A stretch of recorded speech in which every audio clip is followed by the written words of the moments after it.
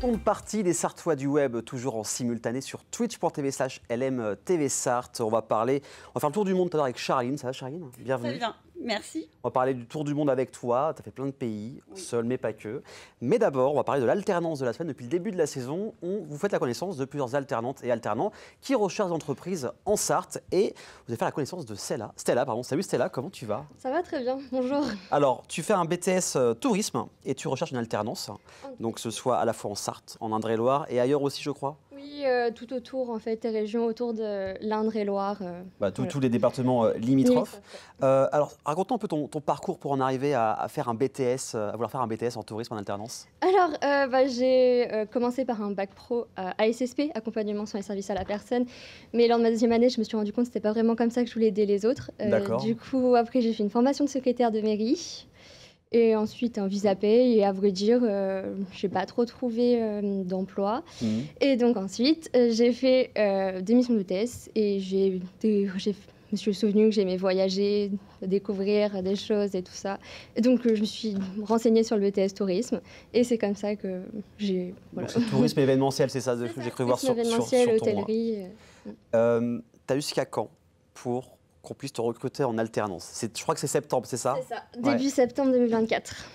Est-ce qu'il y a une entreprise avec qui tu aimerais travailler? Office de tourisme, j'imagine, ce serait ça dans... Oui, office de tourisme, agence de voyage, principalement. Après, je ne suis pas fermée aux agences d'événementiel et aux hôtelleries, tout ce qui est hôtellerie, etc. Donc voilà, après, comment on peut te contacter sur les réseaux? Alors, par ma boîte mail, oui.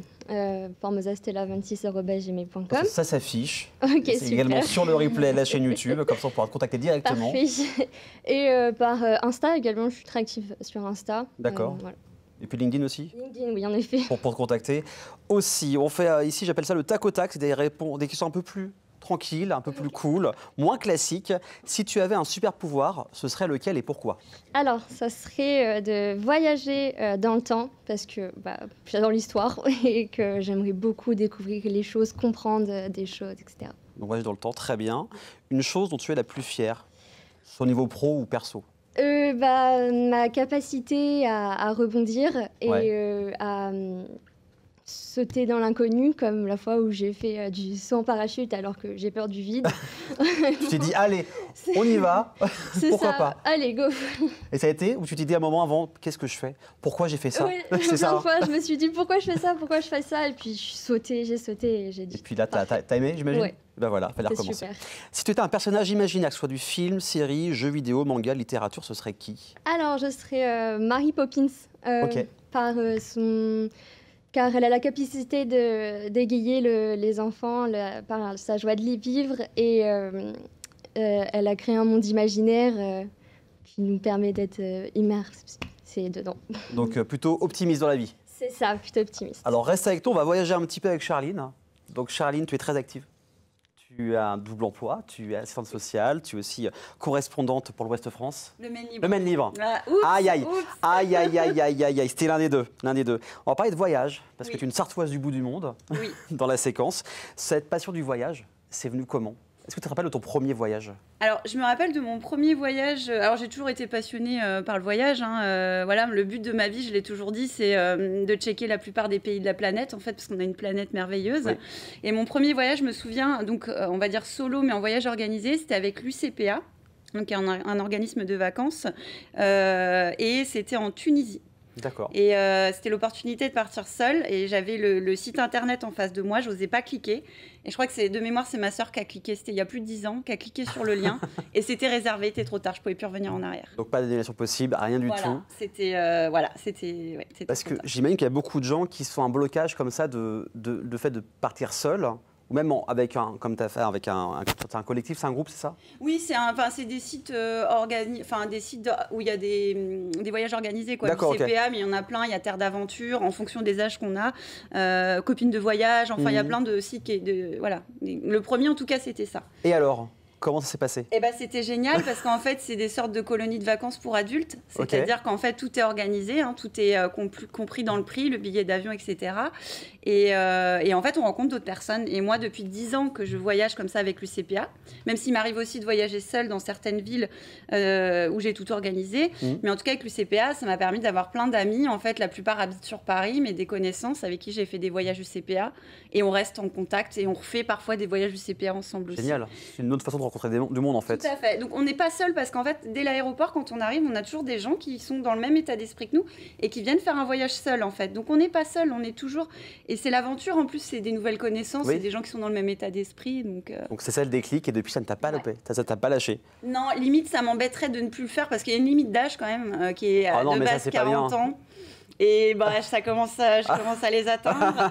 Et voilà. Mais maintenant, ils ont ouvert jusqu'à 55 ans, je crois, voire même plus. Bah, heureusement. Ouais, parce qu'ils voulaient limiter, parce que après, on ne peut pas ouvrir trop l'âge, parce que c'est vrai que si ça va de 18 à 60 ans... Oui, bon, c'est sûr, on n'a pas les mêmes envies, c'est évident. Mais effectivement, ils ont ouvert jusqu'à 55 ans. Et puis, comme je disais, il y a Terre d'Aventure, c'est un autre site aussi, c'est un autre organisme de voyage où on peut partir avec des gens, c'est plus axé sur la randonnée. En fait, c'est ça, il y a des thèmes. Le CPA, c'est un peu le sport. D'accord. Mais Terre d'Aventure, par exemple, c'est plus la randonnée. Vos copines de voyage, c'est des trucs entre copines. Oui, donc ça peut être des thématiques. Okay. Voilà. Donc ça c'est plutôt bien. Et quand tu pars toute seule, est-ce que tu as une façon de t'organiser ou des fois c'est un peu à l'arrache? Alors, quand je pars toute seule, non, j'organise. J'ai fait des voyages à Amsterdam, à Barcelone, à Prague, où en fait, j'ai pas plus de 4 jours, parce qu'après, je commence à bader un peu. Et c'est un court séjour. Ouais, voilà. Parce qu'après, là, on se sent vraiment seul, quoi. Comme on dit dans un film, là, Wild, le bonheur n'est réel que s'il est partagé. Donc, à un moment donné, on commence à s'ennuyer un petit peu. Voilà. Donc, non, tous les jours, j'ai mon petit roadbook et je sais où je vais, qu'est-ce que je vais visiter, etc. tous les jours. Et c'est auberge de jeunesse, Airbnb, Booking, enfin, voilà. Il y a plusieurs possibilités. Pour prendre des chambres ou même des appartements ou maisons. Quels conseils tu pourrais donner aux personnes qui ont cette envie quand même de partir, d'essayer le voyage seul, mais qui ont un petit blocage comme toi, tu l'avais eu il y a 10 ans? Eh ben, c'est de se renseigner déjà, d'aller sur ces sites. Il y a des forums aussi qui existent, par exemple sur l'UCPA. Hein, il y a des forums, en fait, d'en parler autour de nous. Je pense que sur Internet, il y a pléthore de... Par exemple, sur Instagram, on voit les photos, les vidéos des voyages que j'ai fait. Exactement, ouais. Sur Instagram, en fait, il y a plein de groupes, il y a plein d'influenceurs aussi qui le font. Donc, il y a moyen d'aller se renseigner, vraiment se renseigner, puis ne pas avoir peur de le faire parce qu'il y a énormément de gens qui voyagent seuls. Là, je reviens du Monténégro, j'étais seule. Même jusqu'à l'aéroport du retour, j'ai rencontré une nana qui avait voyagé aussi seule. Et on est devenues copines, on a gardé nos numéros. Par hasard en plus. Par hasard, en fait. Comment ça s'est venu la discussion Eh ben, on attendait notre vol et puis on a commencé à tchatcher. Puis on commence à se dire, elle est partie seule, moi aussi. Et du coup, c'est comme ça qu'on a fait connaissance. Il faut pas avoir peur parce qu'on n'est jamais seul. Mais on fait toujours des rencontres. Oui, puis il ne faut pas avoir de regrets surtout, c'est ce que je dis toujours. C'est ça, tout à fait. Par contre, s'il y a un petit conseil que je pourrais donner, c'est de maîtriser un petit peu l'anglais. Parce que c'est la langue un peu universelle. Et quand on est paumé dans une ville, ce qui m'est arrivé pendant 4 heures à Barcelone d'être paumé, il faut un petit peu maîtriser un peu l'anglais. Au moins l'anglais, mais il y a des applications. Il y a Duolingo, l'application que j'utilise, parce qu'effectivement, moi, je ne parle plus l'anglais depuis que j'ai le bac, c'est-à-dire depuis 20 ans. Donc, effectivement, Duolingo, 5 minutes tous les matins, c'est gratuit, c'est une application. Et justement, dans le voyage, il y a énormément d'applications qui existent pour organiser des randos. En fait, l'outil numérique permet de voyager. Et on a toujours un téléphone à l'étranger, quoi qu'il arrive. Donc, avec notre téléphone, Google Maps. Et on se demande comment on faisait avant, d'ailleurs. On peut d'autant plus voyager qu'on a tous ces outils-là à portée de main. On cherche une adresse, on a le téléphone, Google Maps. Donc, oui, puis même pour la randonnée, il y a plein d'applications différentes et gratuites, donc il y a moyen de faire pas mal de choses. Toi aussi, tu vas avoir à ton tac au tac, Charline. Qui n'est pas préparé du tout, d'ailleurs. C'est pas grave. Le pays où tu te verrais vivre? Où tu as fait un pays, peut-être où... Alors, moi, c'est... Pas vivre ou aller à un long séjour de quelques mois. Alors, moi, c'est la Crète. C'est le voyage qui m'a le plus marqué, la Crète. Ouais, je dirais ça. La plus belle rencontre que tu aies faite lors d'un voyage? Mais il y en a eu tellement, c'est dur à dire. Ou la dernière rencontre c'est très intéressant que tu dises ça. Je dirais la rencontre avec moi-même dans le dernier voyage. Il m'est arrivé des choses, c'est la rencontre avec moi-même. C'est un voyage qui ne s'est pas passé comme prévu. Exactement. Pour pas rentrer dans les détails. Voilà. Le pire des voyages, c'était le dernier? Alors, le pire est le meilleur, parce que c'était le dernier. Donc oui, je dirais le dernier. Oui, Monténégro, d'ailleurs, en l'occurrence. L'endroit où tu t'es sentie libre, heureuse, vraiment bien dans un pays?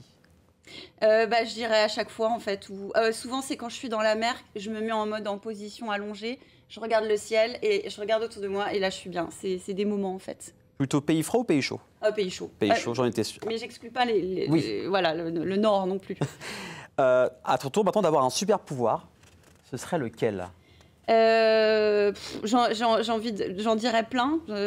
Je sais pas, faire en sorte que les gens s'aiment. Mais je dirais surtout, comme disait Stella tout à l'heure, la téléportation. Okay. À un moment donné, quand j'ai un moment de stress, paf, on claque des doigts et on se retrouve à l'autre bout du monde justement pour... Il y a beaucoup de gens, je crois que les 90% des invités disent la téléportation, mais quand tu voyages beaucoup, c'est que c'est vrai que c'est appréciable. Le pays le plus accueillant? Bah, la Crète, encore une fois, même si tous ont été accueillants. Allez, les un top 3, on va dire un top 3. La Crète, le Mexique. La Crète, le Mexique. Je réfléchis comme ça spontanément. Après, ça peut être juste ça. Hein. La Croatie, l'Italie. Alors si, l'Italie, c'est mon pays coup de cœur. J'y suis allée 4 fois. En Italie? Partout. Ok, t'as tout fait. Ouais, okay. Voilà. Un pays qui a peut-être été le moins accueillant? Ou t'es sortie peut-être en tant que Française, pas à ta place dans un pays étranger? Oh, je me suis jamais pas sentie à ma place. Ouais, après, ça nécessite de s'adapter à certaines cultures. Bien sûr. Par exemple, quand on est dans les pays orientaux, voilà, c'est une autre culture, donc il faut s'adapter aussi. Voilà, faut réviser un petit peu avant de voyager. Le pays que tu voudrais à tout prix faire. Limite, on t'offre le montant que tu souhaites. Tu pars dans un pays au choix, maintenant, tout de suite, après l'émission.